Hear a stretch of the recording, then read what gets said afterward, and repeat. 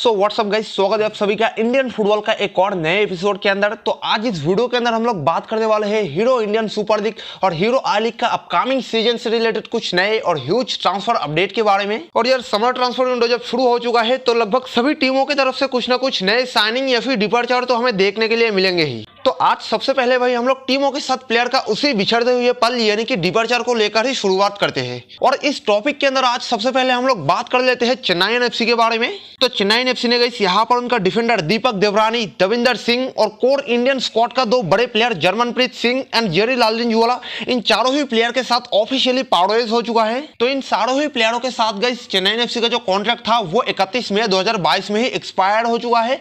और उसी contract expire के दौरान चेन्नई एफसी ने इन चारों ही प्लेयरों के साथ ऑफिशियली पार्टनर्स भी हो चुका है। नेक्स्ट अगर केरला ब्लास्टर्स एफसी को देखा जाए तो केरला ब्लास्टर्स एफसी ने भी भाई यहाँ पर ऑफिशियली डिपार्चर हो चुका है 30 years old right midfielder Seityasen Singh, goalkeeper Alvino Gomes और भूटानीज फॉरवर्ड चेंचो गेलस्टेन के साथ। एंड गाइस लिटरली मैं एक्सपेक्टेड कर रहा था कि हैदराबाद एफसी से लोन आउट होने के बाद सत्यासन सिंह के साथ केरला ब्लास्टर्स एफसी अपना जो कॉन्ट्रैक्ट है उसे जरूर एक्सटेंड कर लेंगे, लेकिन यहाँ पर फाइनली केरला ब्लास्टर्स एफसी की तरफ से कुछ और ही डिसीजन हमें देखने के लिए मिला है। चलिए जो भी है अच्छा ही है। वैसे अगर देखा जाए तो ब्लास्टर्स को सत्यासन सिंह का उतना भी जरूरत नहीं है क्योंकि उस पोजीशन के अंदर already multiple player Kerala blasters FC के पास मौजूद है। उसके बाद भाई ओडिशा एफसी ने भी यहाँ पर उनका स्टार डिफेंडर गौरव बोरा, जॉर्ज डिसौजा, कमलप्रीत सिंह, मिडफील्डर बर्मिंडो बोरो और स्ट्राइकर डैनियल लालिमपुया, इन सारे ही प्लेयरों के साथ ऑफिशियली डिपार्चर हो चुका है। लेकिन भाई यहाँ पर ओडिशा एफसी की तरफ से जो सबसे बड़ा हाईलाइटेड डिसीजन लिया गया है वो है भाई हावियर हर्नांडेज के साथ पार्टनर्स होना। तो हावियर हर्नांडेज जिन्होंने अपने पहले ही आईएसएल सीजन के अंदर फाइनल में डबल गोल स्कोर करके अपने टीम को ट्रॉफी दिलाया था, फिर मोहन बागान से होकर ओडिशा एफसी में आने के बाद इनका जो परफॉर्मेंस था वो और भी एग्रेसिव नजर आए थे। लेकिन गाइस मे भी ओडिशा एफसी के मैनेजमेंट ने हावियर हर्नांडेज से कुछ बेहतर एक्सपेक्ट किया था, जिसके वजह से कॉन्ट्रैक्ट एक्सपायर के दौरान ओडिशा एफसी ने हावियर हर्नांडेज के साथ ऑफिशियली पार्टनर्स हो चुका है। एंड गाइस यहाँ पर सोर्सेस के हिसाब से हावियर Hernandez upcoming hero Indian super league season के अंदर बेंगलुरु एफसी का टीम में ज्वाइन करने वाले हैं। उसके बाद गाइस अगर बात किया जाए I league champion Gokulam Kerala FC के बारे में तो गोकुलम केरला ने भाई यहाँ पर उनका 2 time consecutive I league champion coach Vincenzo Alberto Annese के साथ ऑफिशियली डिपार्चर हो चुका है। और विंसेंजो एल्बर्टो इनेज गाइस फिलहाल एक फ्री एजेंट है। और ये थोड़ा सा शॉकिंग न्यूज तो है क्योंकि बैक टू बैक 2 ट्रॉफी दिलाने के बावजूद भी इस तरीके से पार्टनर्स होना इट्स नॉट एक्सपेक्टेड यार। चलिए जो भी है सर्जियो लोबेरा का याद दिनों ने जरूर दिलाया है। उसके बाद गाइस अगर बात किया जाए एटीके मोहन बागान के बारे में तो एटीके मोहन बागान ने भाई यहाँ पर उनका स्टार स्ट्राइकर रॉय कृष्णा के साथ ऑफिशियली डिपार्चर हो चुका है, जो कि उन्होंने हाल ही में अनाउंसमेंट कर दिया है। तो रॉय कृष्णा इनको गाइस मोहन बागान का फैंस बहुत मिस करने वाले हैं क्योंकि ये एक बहुत ही स्टार खिलाड़ी है मोहन बागान का। 36 गोल के साथ ये हीरो इंडियन सुपर लीग इतिहास का all time 4th highest goal scorer है, साथ में एक अच्छा लीडर भी है। लेकिन गाइस यहाँ पर अब मेरिनार्स के साथ the fusion goal machine Roy Krishna officially partners हो चुका है।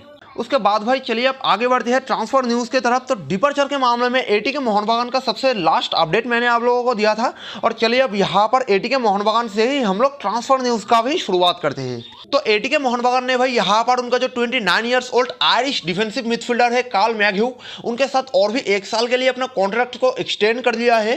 लेकिन भाई यहाँ पर ऑन सीजन के दौरान एटीके मोहन बागान का मेन स्क्वाड के अंदर कार्ल मैग्यू को रजिस्टर्ड नहीं भी किया जा सकता है, यानी कि कार्ल मैग्यू का जो एटीके मोहन बागान में फ्यूचर है उसका भाई कोई भी क्लियरिटी नहीं है। उसके बाद भाई अगर बात किया जाए जामशेदपुर एफसी के बारे में तो जामशेदपुर एफसी ने भाई यहाँ पर farmer under 17 world Kapoor boy और 20 years old young Indian defensive midfielder Jitendra Singh के साथ जो अपना कॉन्ट्रैक्ट है उसे और भी 1 साल के लिए एक्सटेंड कर दिया है।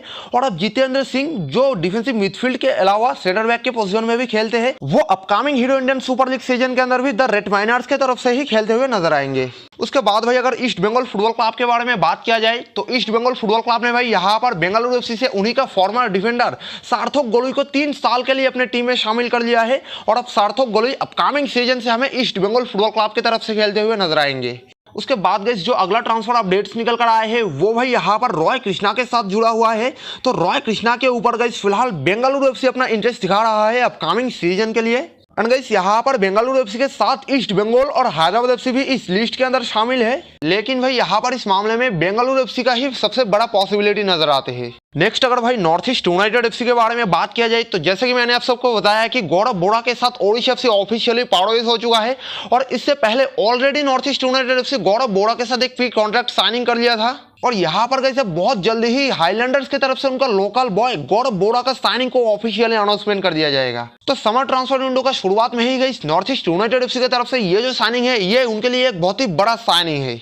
उसके बाद भाई अगर उनका ही स्टार स्ट्राइकर वीपी सुहेल के बारे में बात किया जाए तो वीपी सुहेल जो ऑलरेडी नॉर्थ ईस्ट यूनाइटेड एफसी के मैनेजमेंट को ये कह दिया है कि वो नॉर्थ ईस्ट यूनाइटेड एफसी छोड़ना चाहते हैं। उनके ऊपर भाई फिलहाल दो बड़े ISL club Kerala blasters FC और ईस्ट बंगाल फुटबॉल क्लब अपना इंटरेस्ट दिखाया है। खास करके अगर केरला ब्लास्टर्स एफसी के बारे में बात किया जाए तो according to sources Kerala blasters FC VP Suhail के साथ ऑलरेडी एडवांस टॉक में भी है। लेकिन गाइस यहाँ पर नॉर्थ ईस्ट यूनाइटेड एफसी की तरफ से वीपी सुहेल के लिए जो ट्रांसफर फी डिमांड किया गया है वो केरला ब्लास्टर्स एफसी के लिए एक बहुत ही बड़ा रकम है। एंड गाइस यहाँ पर नॉर्थ ईस्ट यूनाइटेड एफसी का मैनेजमेंट की तरफ से थोड़ा सा ये भी क्लियरिटी सामने निकल कर आते हैं कि सुहेल या तो नॉर्थ ईस्ट यूनाइटेड एफसी के साथ कंटिन्यू करेंगे या फिर वो सुहेल के जरिए एक ह्यूज अमाउंट का ट्रांसफर फी कमाएंगे। चलिए जो भी है देखते हैं आगे जाकर इसके बारे में क्या अपडेट्स निकल कर आते हैं। उसके बाद गाइस यहाँ पर अगर बात किया जाए एक पार्टनरशिप डील के बारे में जो जुड़ी है हमारे ऑल इंडिया फुटबॉल फेडरेशन यानी कि AIFF के साथ Scottish Premiership club and 55x Scottish champion rangers FC के बीच।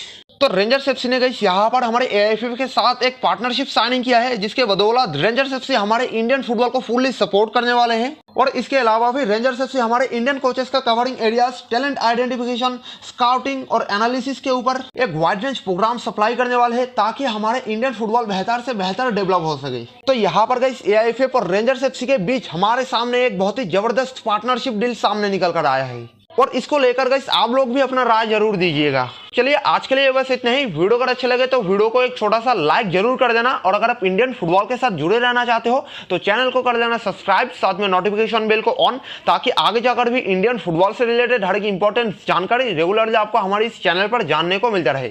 तो फिर मिलेंगे अगले एक नए और इंटरेस्टिंग फुटबॉल एपिसोड के साथ और तब तक के लिए take care and bye bye.